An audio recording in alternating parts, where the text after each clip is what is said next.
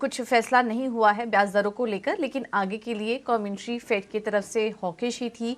Tightening लंबे समय तक जारी रह सकती है, ये पूरे तरीके से संकेत मिले, क्योंकि फेड के बयान में ये भी काफ़ी हाईलाइट किया गया कि ब्याज दरों में बढ़त के बावजूद इकोनॉमी अभी भी पॉजिटिव, बहुत स्ट्रांग नज़र आ रही है इकोनॉमिक एक्टिविटी।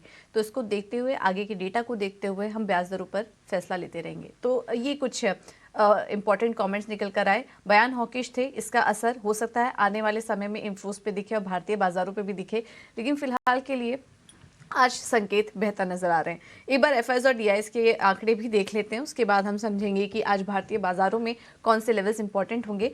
कैश मार्केट में एफआईएस की तरफ से बिकवाली जारी है और कल 1816 करोड़ की बिकवाली करके गए एफआईएस कैश मार्केट में। घरेलू निवेशकों ने खरीदारी की 1622 करोड़ की। इंडेक्स फ्यूचर में 361 करोड़ की खरीदारी का बिकवाली का आंकड़ा है और इंडेक्स ऑप्शन में खरीदारी हुई है 5321 करोड़ की खरीदारी यहाँ पर एफआईएस की तरफ से इंडेक्स ऑप्शन में देखने को मिली। तो ये कुछ आंकड़े हैं, ठीक ठाक ही संकेत मिल रहे हैं यहाँ से भी, लेकिन आज एक्सपायरी भी है और इसको देखते हुए आज किन लेवल्स पे नजर रखें, कैसे बैंक निफ्टी और निफ्टी को ट्रेड करें, ये एक बार समझ लेते हैं। हमारे साथ डिम्पी कालरा जुड़ चुके हैं फोन लाइन पर पूरा एनालिसिस लेकर। डिम्पी, गुड मॉर्निंग, बताइए। गुड मॉर्निंग पूजा। अगर आप देखें तो बैंक निफ्टी की जो वीकली एक्सपायरी है कल वो निपट गई, आज निफ्टी की वीकली एक्सपायरी होगी। हालांकि एक्सपायरी फैक्टर ज्यादा इंपॉर्टेंट नहीं है, इसमें मार्केट के अंदर सपोर्ट फैक्टर ज्यादा इंपॉर्टेंट है, क्योंकि आप ग्लोबली और एफआईएस के दोनों ही फ्रंट पे हीट देख रहे थे मार्केट के अंदर, और ये आपको बार बार आपके सपोर्ट्स तोड़वा रहा है और सपोर्ट्स को ब्रेक करवा रहा है। कल भी अगर आप देखें प्रैक्टिकली 19,000 के नीचे हमने क्लोज किया था, लेकिन आज क्योंकि थोड़ा बहुत सिचुएशन ठीक है, आप गिफ्ट निफ्टी में ठीक ही देख रहे होंगे, तो मैं एक्सपेक्ट करता हूँ कि 19,000 के जो जस्ट नीचे बंद हुआ है 19,000 still remains as an support, ये सपोर्ट किस तरह काम करेगा। बैंक निफ्टी की कल क्योंकि वीकली एक्सपायरी निपट चुके हैं, तो मैं सोचता हूँ कि आज बैंकिंग काउंटर्स के अंदर थोड़ा बहुत ज्यादा अच्छा डाटा ये दिख रहा है आपको फ्यूचर्स के अंदर भी, क्योंकि कल जो शॉर्टिंग हुई है वो बेहद कम वॉल्यूम के साथ हुई है और निफ्टी के अंदर भी कम हुई है और बैंक निफ्टी के अंदर भी कम हुई है। एक और अच्छी चीज मैं आपको गुड सिल्वर लाइनिंग बता देता हूँ, 13% के आसपास की लॉन्ग पोजीशन थी एफआईएस की, उनकी लॉन्ग पोजीशन स्लाइटली बेटर हुई है, करीब 14.5% के आसपास आ गई। हालांकि इसका कोई ज्यादा मतलब नहीं है कि आप 1% से कैलकुलेट कर रहे हैं, बट फिर भी आपकी और ड्रॉप नहीं हो रही है, ऑल टाइम लो 9 के आसपास का बना हुआ है, तो इसलिए मैं उम्मीद करता हूं कि ये इतना बुरा ट्रेड नहीं है और यहाँ से आपको थोड़ा बेनिफिट ही मिलेगा, यानी कि अपने लेवल्स को बचा के रखेंगे तो आपको काम आएगा। अब आते हैं कि निफ्टी जिनके पास पड़ी है उनके लिए 18,800 एक पक्का वाला सपोर्ट है, इसको आप लगा के रखना। और जिनको एवरेज भी करनी हो, मैं फिर से रिपीट कर रहा हूँ, जिनको एवरेज भी करनी हो वो 18,800 के आसपास से आप इस थोड़ा उससे ऊपर एवरेज भी कर सकते हैं। जिनके पास शॉर्ट की पोजीशंस हैं उनके पास काफी अच्छे प्रॉफिट्स हैं, तो एक बार राउंड की प्रॉफिट बुकिंग जरूर जरूर कर लेनी चाहिए, क्योंकि ये एरिया मेगा सपोर्ट एरिया है। आप बैंक निफ्टी पे 42,500 के आसपास का एक स्ट्रॉन्ग एरिया है जो कि सपोर्ट की तरह काम कर रहा है। कल हम 42,700 के आसपास क्लोज हुए हैं। फ्यूचर्स भी इंडिकेट करते हैं कि वॉल्यूम में कल वॉल्यूम के बिना ही शॉर्टिंग हुई है, यानी कि कम वॉल्यूम के साथ कामकाज हुआ है। इंडेक्स ऑप्शंस के अंदर प्लस पोजीशंस है, इसलिए बाजार थोड़ा पहले साइडवेज करके चला सकता है, इसलिए जिनके पास शॉर्ट पोजीशंस है वो एक राउंड का प्रॉफिट बुकिंग जरूर कर ले, और जिनके पास ताजा खरीदारी पुरानी पड़ी हुई है और अगर एवरेज करना चाहें तो इस जगह पे एवरेज भी कर सकते हैं।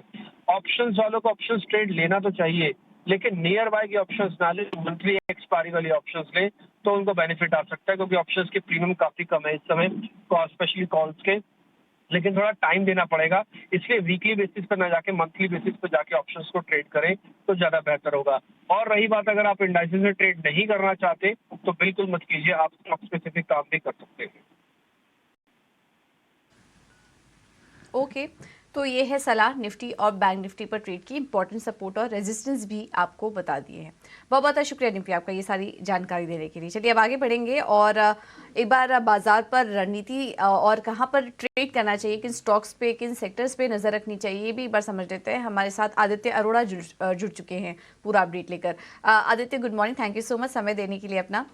तो लेवल्स तो हमने समझे, अभी डिम्पी हमें बता भी रहे थे, तो ऐसे में क्या कोई ट्रेड आपको दिख रहा है निफ्टी और बैंक निफ्टी में, या फिर अवॉइड करें? और अपने स्टॉक स्पेसिफिक आइडियाज भी बताइए। Very good morning Pooja ji. I think बाजार का माहौल अभी बहुत अच्छा है। कल का जो स्टेटस को डिसीजन था फेड का, उसके हिसाब से अच्छी तेजी ग्लोबल मार्केट में।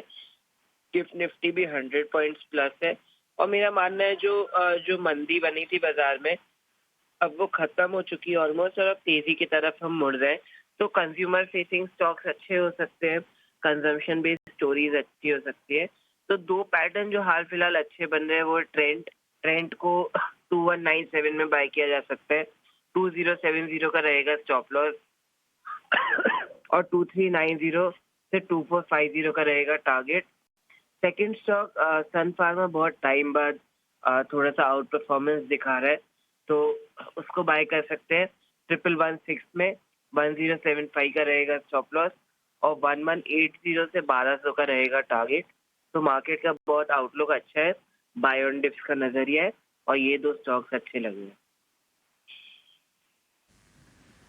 ओके, थैंक यू आदित्य समय देने के लिए और ये रणनीति भी सुझाने के लिए। तो सन फार्मा पे आप खरीदारी करके चल सकते हैं। कल काफ़ी अच्छी तेज़ी देखने को मिली थी 2.5% की। तो यहाँ पर आज भी आप नज़र रखिए और ट्रेंड पे भी खरीदारी करने की सलाह है 2390 2450 के लक्ष्य के लिए।